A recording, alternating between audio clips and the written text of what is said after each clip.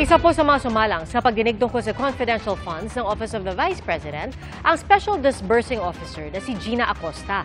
Pero anya, iniabot lang niya ang confi funds sa isang Colonel Lachica na siyang namahagi ng pondo.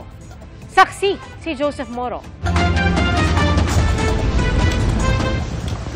Nangihina at naka-wheelchair na inilabas sa kamera ang Special Disbursing Officer ng Office of the Vice President na si Gina Acosta.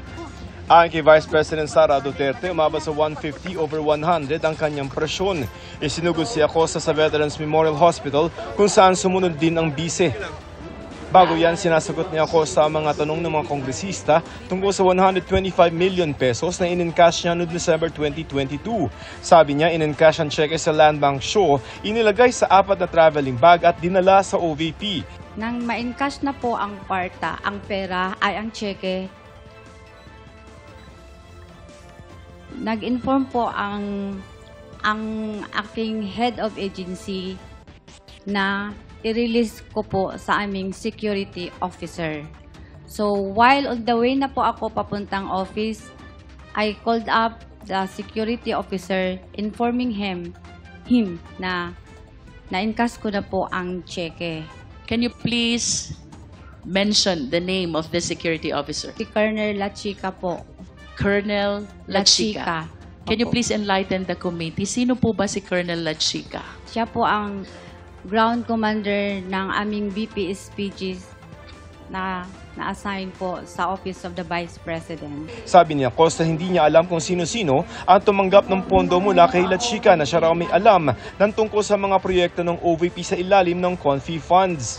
I wish to direct your attention to the left bottom portion of this accomplishment report. It says, prepared by Special Disbursing Officer Gina F. Acosta. Yes po. Is this not contradictory to what you said na ang nasusunod ay si Colonel Lachica? Gibase, pag final ko nito, ma'am, gibase ko po to sa binigay ni Sir Lachica na final accomplishment report. So, kinokopya ko lang po.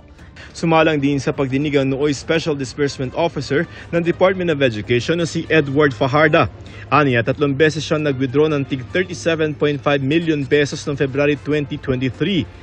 Ang kabuuang halaga na 112 million pesos na confidential fund inilagay sa mga duffel bag at dinala sa DepEd para ilagak sa isang kahadiyero. Security officer din ang tinukoy ni Fajarda na siyang namimigay ng confidential funds. Siya raw ay si Colonel Dennis Nolasco na si Vice President Duterte ang nagtalaga. I was informed po ni BP Sara na may i-designate po na security officer. Ang instruction ng galing po kay BP Sara po. Hindi rin daw alam ni Fajarda kung sino-sino ang mga binigyan ng confi funds ni Nolasco. Base sa liquidation report ng DepEd, nagbigay ang DepEd ng confi funds sa 7 lugar kasama ang Makati, Davao, Negros Oriental at Occidental. Wala sa pagdinig ng komite si Colonel Dennis Nolasco na umano'y tagapagbigay ng confidential funds ng DepEd.